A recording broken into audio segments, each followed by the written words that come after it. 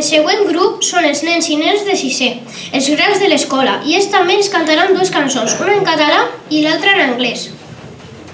La primera cançó és superanimada i es titula Les campanades. Com podeu suposar, ens parla de la nit de cap d'any, plena de festa i il·lusió, pel nou any que comença. No és una Nadala convencional, no us la perdeu.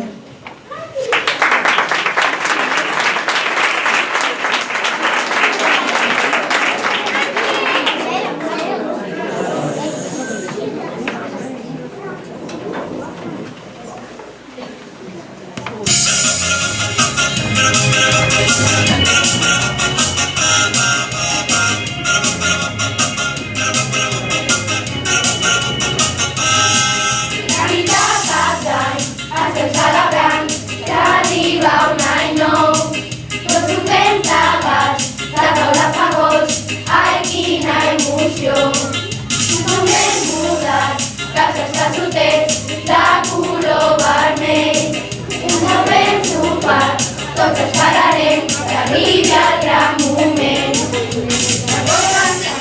La cosa, i Levi Raindra parat. Comença, ja sonen, espera que això són els quarts. Primera campanada, concentració, primer raïm palatí sense pinyons. Cinquena campanada, i un altre no, carissa no la tira, agafa tot.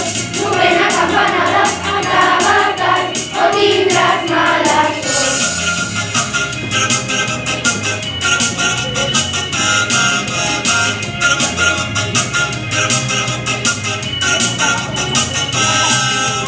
Bon any nou, a reinar, dades i petons, les telèfons que no paren de sonar, us felicitar.